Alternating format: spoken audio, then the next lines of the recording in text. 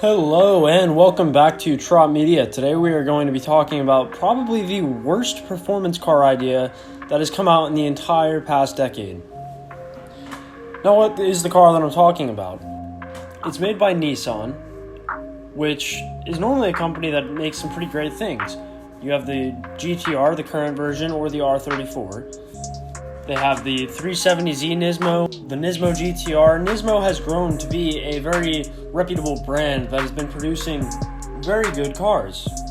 However, the reputation of Nismo may be slightly diminished when Nissan does something like this. Here it is. They slapped the Nismo on the Nissan Juke. We now have a Nissan Juke Nismo, and it might be the ugliest thing I've ever laid eyes on. To say the least, the front end looks like a Demogorgon.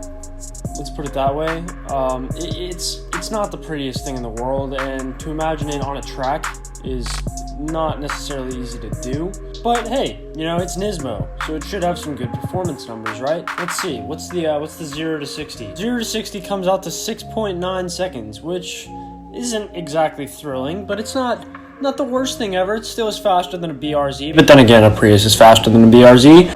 Let's see if we can compare that with a few other things, such as, maybe a minivan. Why don't we take a look at the Honda Odyssey 0 to 60, the giant minivan that every mother drops their kids off to soccer practice in. And it is 6.6 seconds. I think that tells us everything that we need to know. Why? Why, Nissan? Why would you slap the Nismo badge that we see on the R35 GTR 0 to 60 in less than 3 seconds? Why would you take that and put it on this car that is slower than a Honda Odyssey? I mean, we're talking a Honda Odyssey. This isn't not a sports car, not even a slight bit of performance. We are talking about a Honda Odyssey, a full-on 2-ton minivan. In conclusion, I'm not trying to hate on the Nismo Juke. I understand that some people may want some bit of performance while also having practicality, and I could see the argument for why someone would be in the market for a car like this, even though it is slightly in between markets. However, it's just Nissan has to do something more with it if they want it to have any success, because when a Honda Odyssey minivan is faster than it, the idea of sacrificing some practicality for performance goes out the window. Because when a minivan is more practical than a car like this, and also somehow faster, which is mind-blowing to me, it takes the incentive to buy a car such as the Nismo Juke away, and I don't understand why somebody would go through with purchasing one.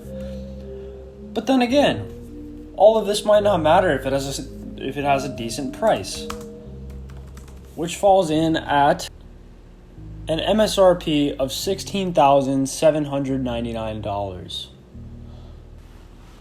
Which actually isn't that bad, considering that you're getting a crossover, that's a manual, with decent seats, and it still has the Nismo brand on it. Is it something I would personally buy? Not in a million years.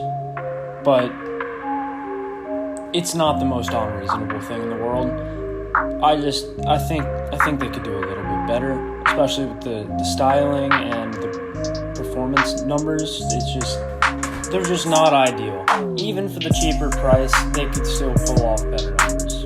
Well, anyways, later this week, I'm going to be coming out with some updates on the Subaru WRX build. I've gone stage 1, and I'm going to give some initial impressions on that, as well as some shifter modifications that I'll be making.